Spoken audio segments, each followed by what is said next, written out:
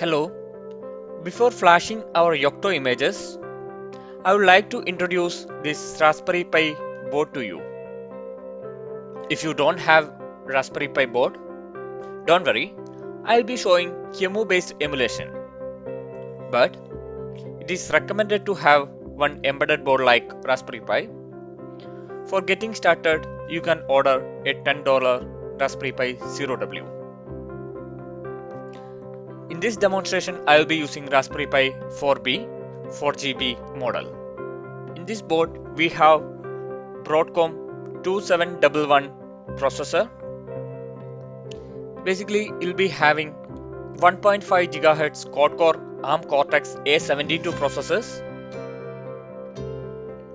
Because we are using A72 processors, it can process more instructions per cycle, and it has 1 MB of L2 cache. Also, it has one 3D GPU. It is Video Core 6. Most of the peripherals are connected to this VC6. Then here we have 4 GB of SDRAM. We have different model available in the market with the 1 GB, 2 GB and 4 GB of SDRAMs. Then we have two HDMI connectors. Actually, we can connect to 4K monitors here. Here we have C-type USB adapter for powering up the Raspberry Pi. Here we can put our micro SD card. Here we have MIPI DPI interface, mainly for display. Here we have MIPI CSI interface for camera. We have audio jack, then Bluetooth and Wi-Fi module, RJ45 Ethernet jack, and two USB 3.0s and two USB 2.0.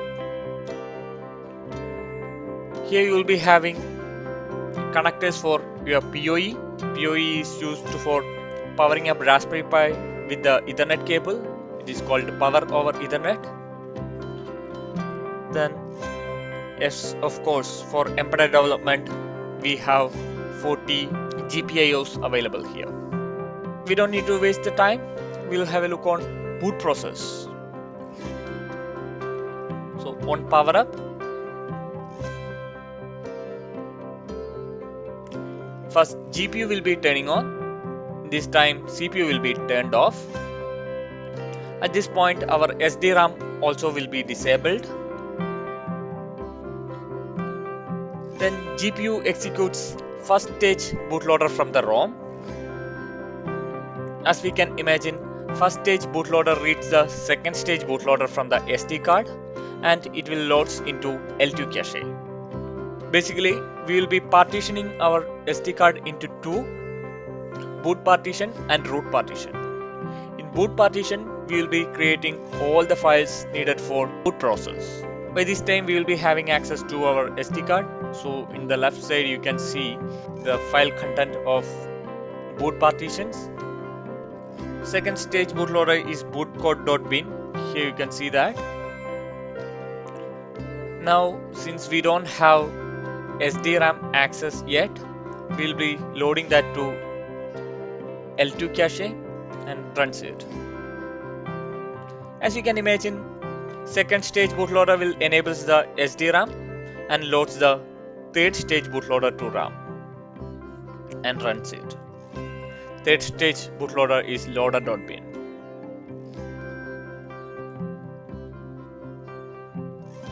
Basically, third stage bootloader will reach the GPU firmware.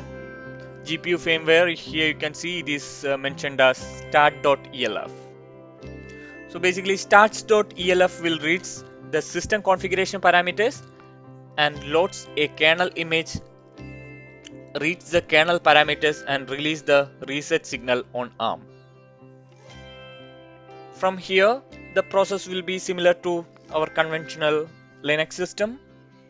Our kernel will start executing. After loading the kernel, it will call first user space process called init. Let's boot our first image. Before that, we have to partition our micro SD card. As I mentioned, we need two partition, one boot partition and one root partition. In boot partition, we will be holding all the bootloader files, Linux kernel, command line, device tree, device configurations, etc. In the root partition, we will be having our root file system. We have to create two partition, then we have to format it, then we have to label it as boot and root partition.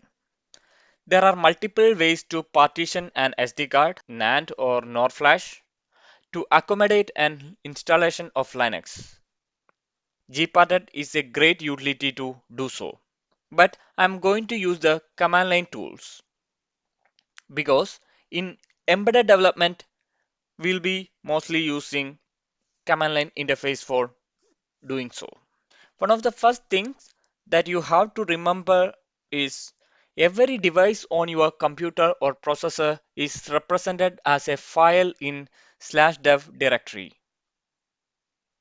First, we have to figure it out which file is associated with our micro SD card so that we can unmount it and perform the partitioning operation on it.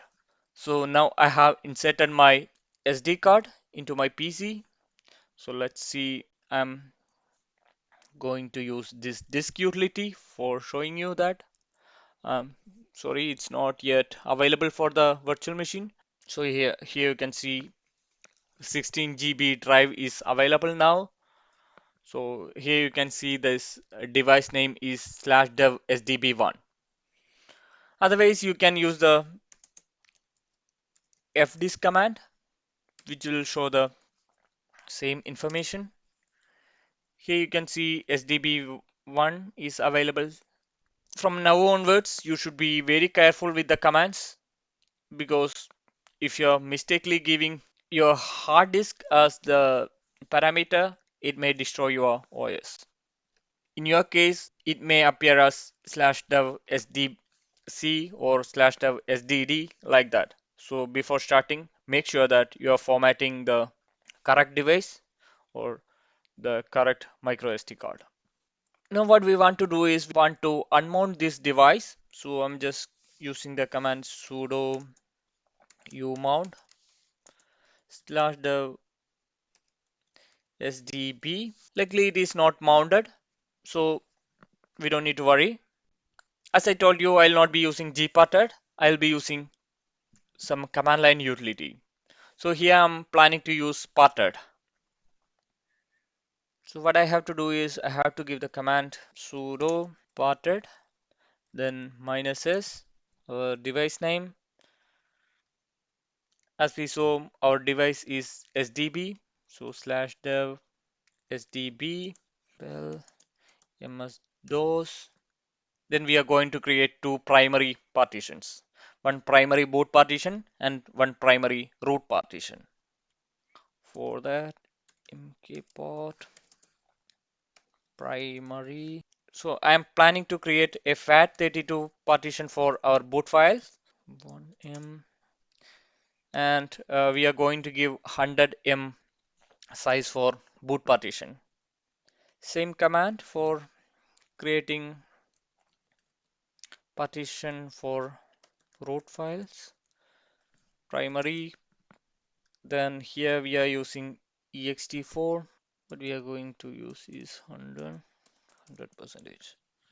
Basically, it will create two partitions. One is of 100 MB. And now we are again going to disk to see that whether it is created two partitions or not. As you can see here, we have two devices, SDB1 and SDB2. So we are going to format this first partition with VFAT and second partition with ext4. For that, what we have to do is we have to use this command sudo mk. You might be familiar with this command, make fs file system, then slash dev sdb1. So we will be using fat file system for sdb1 and ext4 file system for sdb2. Yeah. Okay, now we have created two partitions. We formatted it. In the last step, what we have to do is we have to name this partition. So we have to name first partition as boot and second partition as root. For that, I'll be using command sudo fat label. Our device will be sdb1 as boot, and sudo e2 label slash dev sdb2 as root.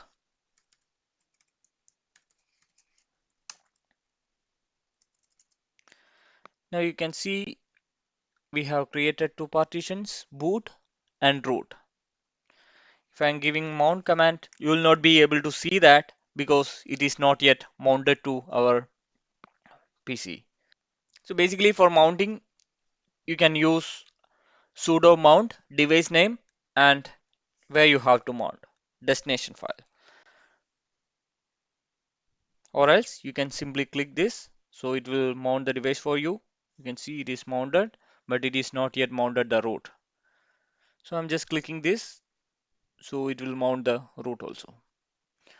Now if you're giving the command mount, I'm just gripping for SDB, so we'll be able to see both SDB1 and SDB2.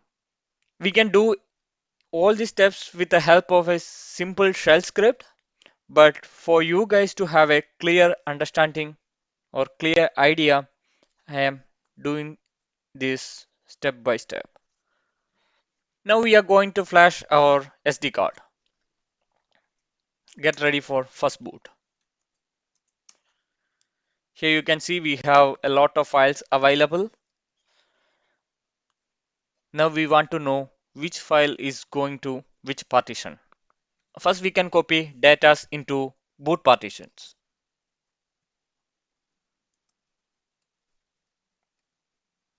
Basically you can see one important folder but mislabeled one called BCM2835 boot files in the images folder.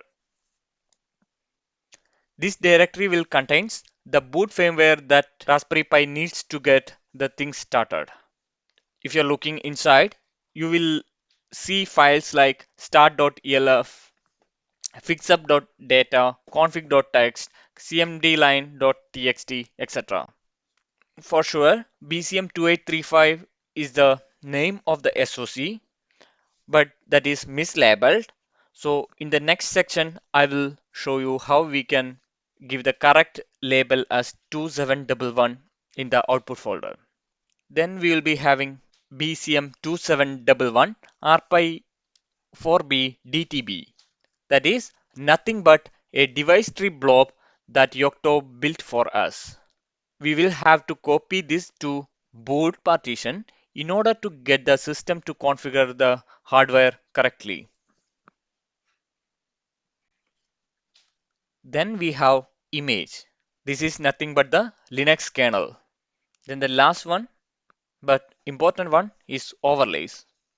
But you will not be able to see the overlays in the deploy folder. But I will show you how you can copy the overlays into the deploy folder using BB files. But for this first demo, we will copy these overlays manually. That is all about boot partition. Then to root partition, we can simply extract the root file system. All these commands are available in the notes section below or our GitHub page. Now first we can copy data to our boot folder. First I am copying our kernel image. So image, then we mounted in slash eclabs boot. So I'm just copying that. Next we are copying the DTBs.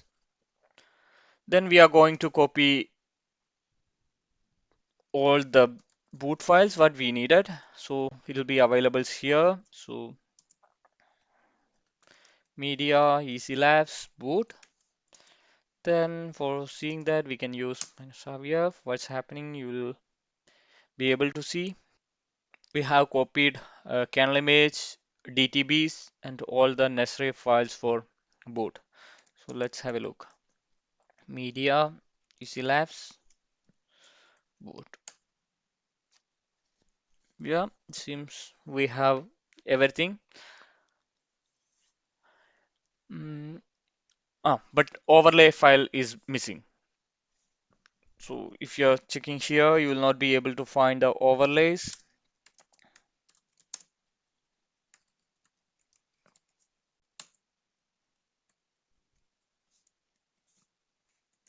You'll not be able to find the overlay file here. So first we have to determine where we have the overlays. For that, what I'm going to do is I'm going to take advantages of Bitbake environment variables. A very handy argument to Bitbake is the -e argument. So I'm just going to do that. Bitbake -e -e will print all the environment variable. Then BCM2835 will be our recipe name. Then grape work directory. Okay, here you can see a lot of work directories are coming. So I'm just giving my equals. Now we are going to use this command. Yep, here you can see. This is the work directory. So temp work Raspberry Pi 4, Poky Linux, BCM2835 boot files. So we are navigating to that folder. Here we have one folder called firmware. So hopefully in this folder we will be able to see the overlays. Yeah, here it is. So we are going inside that folder, boot. Now we have overlays here. Now we can just copy these files directly. Now we are just going to copy this overlays folder into boot partition. So here you can see this is basically copying all the DTBs needed for the peripherals. It seems we are done with the boot partition. Now we have to copy our RFS. It's very simple step. We have to go back to our deploy folder, deploy images. Yeah. Now we have to see our root FS. We can simply extract this root file system to our root partition. Now we can extract this tarball what we have copied here. Sudo tar. What we are going to do is x. Yes, okay. Then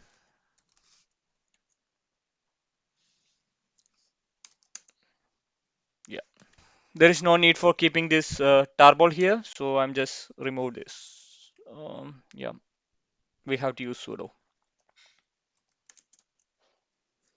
Now you can see our root file system. It will be very minimal root file system since we built core image minimal. Okay, now we have copied all the necessary files to root file system and to the boot partition. We are ready to go. Before that, I would like to modify one more file. Here we have just enabled ARM64-bit is equal to 1. Now we have to mention our kernel name. So we are using image here. Then since we want to use UART, I'm just giving enable UART is equal to 1. It is always better to give a command sync to sync the file system.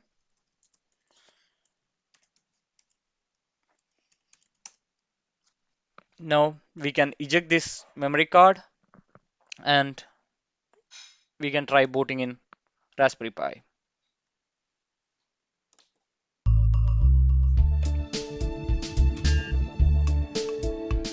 Now we will have a look on the Raspberry Pi basic steps. So this is the board. Here we have USB. Here we can connect Ethernet. Then this is for audio jack. This is for HDMI. Here we can connect micro USB cable. Basically now I have a cable. So I'm going to connect this. This will power up the Raspberry Pi device. Then we have to insert SD card.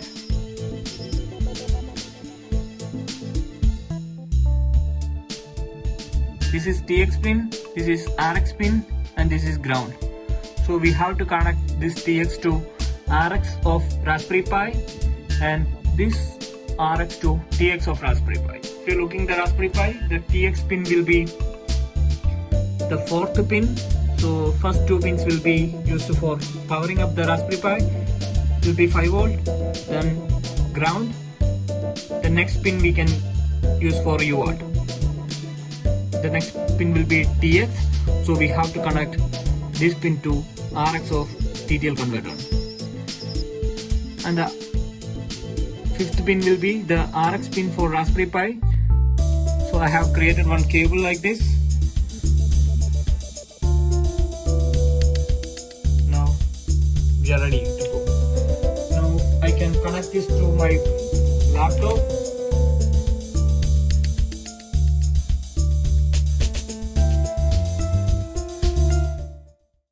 Now I have connected my TTL USB converter. So I'm just opening sudo screen /dev tty USB 0 then 115200 as baud rate.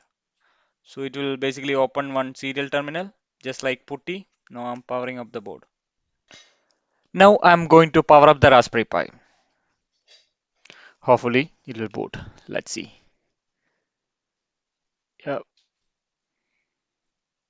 yeah, seems it's booted. By default, login will be with the user root. Yay! Now our Raspberry Pi is completed its booting.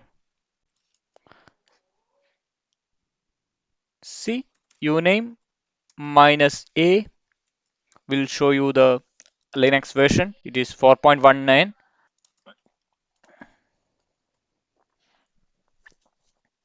It is a very minimal file system, so you can see we have used only 44 MB of disk space. Now you have created a file system for Raspberry Pi with just 44 MB.